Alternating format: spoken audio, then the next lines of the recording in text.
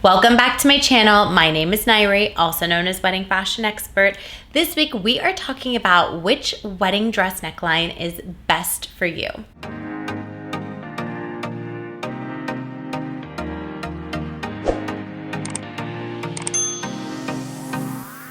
Before we dive into this week's topic, please be sure to subscribe to my channel, give this video a thumbs up, drop me a comment below, let me know if there's a particular video topic you'd like me to create a video on. I am here for you, guiding you along the way leading up to your special day. For those of you that are new to my channel, welcome. I am so honored that you have found me. I am, of course, a wedding fashion expert, stylist, buyer, and wear so many different hats at Lavella Bridal, located in Los Angeles, California.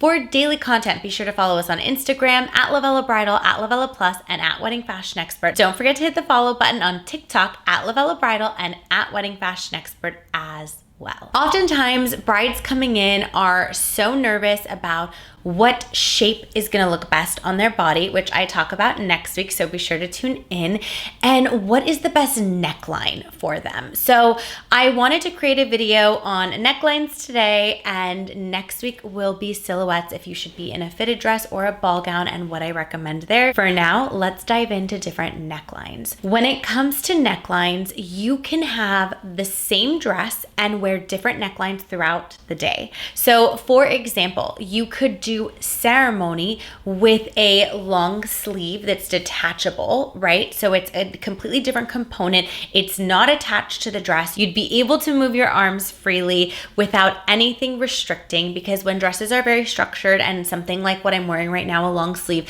there is a mobility issue. Same with an off the shoulder strap. So doing a long sleeve that's a cuff, it changes the look of your dress and it creates this off the shoulder look with the sleeve. You can also do a spaghetti strap that is detachable. You can add that for reception, for comfort. You could do an off the shoulder for ceremony and go strapless for reception. You could also do a bolero on top, which is a jacket that you wear on top that is removable. So you can have multiple necklines on wedding day. Pun intended, you don't have to be married to one neckline and stick to that the full day. For some of my brides who don't want to wear a strapless dress because they feel like they just want to be different, and too many brides wear strapless. This is something that I hear a lot. It's not something that I necessarily agree with, but to each their own, and I fully respect whatever it is that you're feeling, and I'm there to provide the look that you're going for. So I take in all this information and then I piece it all together and deliver you your dress. A lot of brides went through a phase of wanting a square neckline. That was so popular at one point, and for some people it works really, really well. For me, I feel like when I do a square neckline, sometimes it makes me look a little bit more straight through my body. Whereas if I were to have a sweetheart neckline, I feel like it brings in my waistline more. It really also depends on the artwork on the dress and the placement of your specific body. So I wouldn't say that all square necklines look bad on me. I do have some square necklines that I really love. And so it's a matter of trying different necklines on and seeing what resonates with you the best. However, the one thing I will say is don't limit yourself. If you want to wear a dress with a strap or an off-the-shoulder sleeve, be mindful that we can do that on any strapless dress. So try on all the strapless dresses anyway. We can create the neckline that you want. And like I said, you don't have to be stuck with that neckline the whole time. However, if you do want a dress with a low back, it does need to have a strap to support it, because in order for it to be able to be a removable strap, it needs to be high up in the back to be able to hold you together and stay up, right? So there's also gravity involved and construction involved that has to make sense. So there are so many options and you can really play with it. We even have this really beautiful shrug that is detachable that can be put on any dress. So there is one specific dress that's designed with it that I'm showing you right now. And then on top of that, you could take this concept of this shrug and add it to any dress, and it looks like it was designed that way. It doesn't look like it's removable. So necklines, the sky is the limit. You can literally have, you can have 4 or 5 different necklines with one dress and play with it. So you don't have to just pick one. And if you do want to just pick one and stay consistent throughout the night, that's great. But basically this video is to tell you that multiple necklines are going to look incredible on you.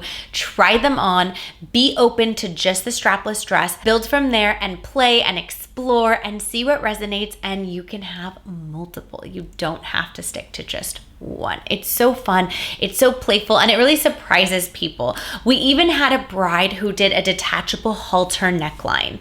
That was so cool. So she wanted the halter for ceremony, and then for the reception, she took it off, went strapless, but added a lace choker. Halter top right now. She's so perfect.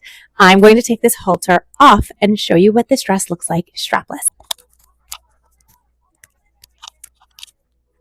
And here she is without the halter component, completely strapless. So it really creates this unique playfulness to styling your look, and also it's another way, if brides have all bought this same dress, you change the different necklines and the different looks throughout the day, and it's uniquely yours. So that's also something that makes it really fun. It's a way for you to customize and personalize a dress that may be available to the masses to purchase. So super fun, super playful. I encourage you to explore.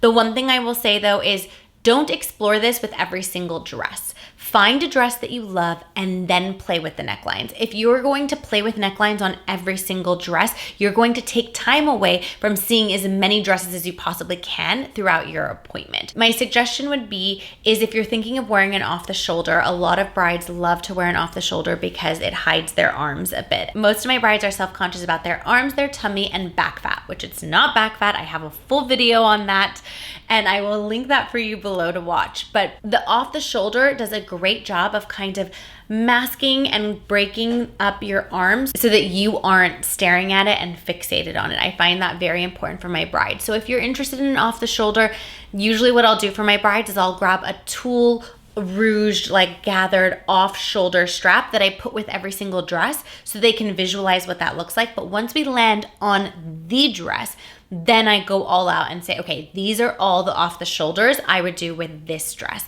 And then maybe it's a shrug. Here are our shrug options with this dress. Here's our halter neck option, choker option, strap option, you name it, all the options once you pick the dress. Focus on the most important part, which is the dress, and then the rest of it is just all tweaks to get the look that you are going for and solidify it and finalize it. I hope you found this video helpful. For more videos and tips like these, be sure to tune in every Wednesday, 8 a.m. Pacific Standard Time, and I will see you in next week's video.